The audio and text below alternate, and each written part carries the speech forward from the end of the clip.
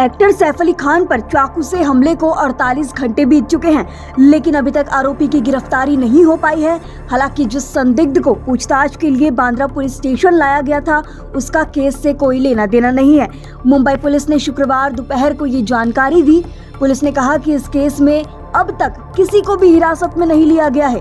वहीं हमले के बाद एक नए खुलासे हो रहे हैं। इस बीच सैफ की पत्नी और एक्ट्रेस करीना कपूर ने उस रात उस शख्स के घर में घुसने से लेकर उसके हमला करने तक की पल पल की पूरी कहानी पुलिस को बता दी है। करीना ने बताया कि आरोपी जब घर में घुसा तो वो बहुत ज्यादा एग्रेसिव था कि उसने घर से कोई भी सामान नहीं चुराया है। करीना ने बांद्रा पुलिस को बताया कि सैफ ने अकेले ही उस हमलावर का सामना किया।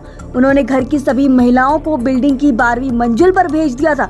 अगर सैफ नहीं आते तो कुछ भी हो सकता था। चलिए आपको उस रात सैफ अली खान पर हुए हमले की पूरी कहानी बताते हैं, जो करीना ने पुलिस को सुनाई। पुलिस के सामने करीना ने अपना बयान दर्ज करवाते हुए कहा कि जब हमला हुआ तो सैफ ने बच्चों और महिलाओं को 12वीं मंजिल पर भेज दिया था। सैफ ने महिलाओं और बच्चों को बचाने की कोशिश की। सैफ बीच में आए तो हमलावर जहांगीर, जो सैफ और करीना का छोटा बेटा है, उस तक नहीं पहुंच पाए। करीना ने यह भी बताया कि हमलावर ने घर से कोई भी चीज नहीं चुराई है, लेकिन जिस वक्त सैफ के साथ हाथापाई हो रही थी उस वक्त आरोपी काफी ज्यादा एग्रेसिव था। हालांकि परिवार किसी तरह उससे बचकर घर के 12वें मंजिल पर जाने में सक्सेसफुल रहा, लेकिन उसने कई बार सैफ पर हमला किया। इसके साथ ही पुलिस सूत्रों ने यह भी बताया कि करीना उस वक्त हादसे की वजह से इतनी ज्यादा परेशान हो गई थी कि उनकी बहन करिश्मा कपूर उन्हें अपने घर ले गई थी। मामले में सबसे चौंकाने वाली चीज तो ये है जो करीना ने पुलिस को बताई कि घर में ज्वेलरी सामने ही रखी हुई थी, लेकिन हमलावर ने उसे हाथ भी नहीं लगाया, जिससे यह अंदेशा लगाया जा सकता है कि शायद आरोपी सैफ को मारने के मकसद से घर में घुसा हो। इससे पहले सैफ करीना के बच्चों तैमूर जह की नैनी ने पुलिस को बताया था कि आखिर हमले वाले दिन क्या हुआ था। नैनी ने बताया था कि वो पिछले 4 साल से उनके घर में काम कर रही हैं। 15 जनवरी की रात 2 बजे मैं एक अजीब आवाज सुनकर जागी। बाथरूम की लाइट जल रही थी। जब मैं देखने गई तो एक व्यक्ति बाहर निकला।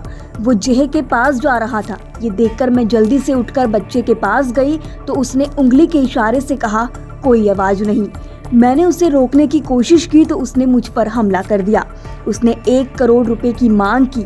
शोर सुनकर सैफ और करीना दौड़े, लेकिन आरोपी ने सैफ पर भी हमला कर दिया। इस घटना में सैफ को कई जगह चोट लगी। आरोपी को 35 से 40 साल का बताया जा रहा है। सीसीटीवी फुटेज में उसका चेहरा भी दिखाई पड़ा है। हमले के बाद वो सीढ़ियों के रास्ते बाहर भागा है। वहीं असली आरोपी को लेकर इंडियन एक्सप्रेस ने पुलिसिया सूत्रों के हवाले से लिखा है कि अधिकारियों को एक सीसीटीवी फुटेज में संदिग्ध कैद हुआ नजर आया है। ऐसे में अनुमान लगाया गया है कि उसने एक्टर के बिल्डिंग से बाहर निकलने के बाद कपड़े बदले थे। बांद्रा में कई जगहों के सीसीटीवी फुटेज खंगालने के दौरान पुलिस को ये सफलता मिली है। फुटेज के मुताबिक संदिग्ध को लकी जंक्शन के पास आधी आस्तीन वाली हल्के नीले रंग की शर्ट पहने हुए एक शख्स नजर आया है। इससे पहले सतगुरु शरण बिल्डिंग के फायर एग्जिट से सीसीटीवी फुटेज में आरोपी को आधी आस्तीन वाली काली टी-शर्ट पहने हुए देखा गया था। एक अधिकारी ने बताया कि आरोपी के कपड़े बदलने से पता चलता है कि वो एक शातिर अपराधी हो सकता है। उसकी तलाश तेज कर दी गई है और आसपास के रेलवे स्टेशनों के सीसीटीवी की जांच की जा रही है।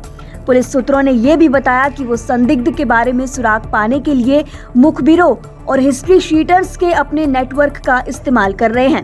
वो सीसीटीवी में कैद संदिग्ध के हुलिये से मेल खाने वाले हिस्ट्री शीटर्स के डेटाबेस का भी विश्लेषण कर रहे हैं। इसके अलावा पुलिस सूत्रों ने यह भी बताया कि संदिग्ध ने इमारत में लगे कैमरे से बचने के लिए अपने चेहरे को लाल दुपट्टे और टोपी से ढक रखा था। इसके साथ ही पुलिस ने संदिग्ध की तस्वीर 40,000 से ज्यादा कर्मियों वाले मुंबई पुलिस बल के लगभग सभी लोगों और सेवानिवृत्त अधिकारियों के साथ शेयर की है, लेकिन अभी तक किसी ने भी उसकी पहचान नहीं की है। तस्वीरें कई टैक्सी और ऑटो यूनियनों के साथ भी साझा की गई है। पुलिस अधिकारियों का कहना है कि सैफ के बिल्डिंग में सुरक्षा व्यवस्था सख्त नहीं है।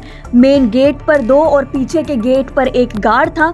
अधिकारियों ने कहा कि बांद्रा में इतनी हाई प्रोफाइल इमारत के लिए सोसाइटी में सीसीटीवी फुटेज जो है वो पर्याप्त नहीं है।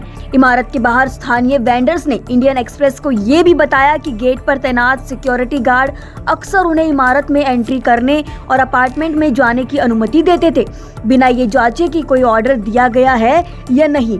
बताते चले कि स्थानीय police crime branch crime intelligence unit की कम से कम 2 दर्जन टीमें जांच कर रही है।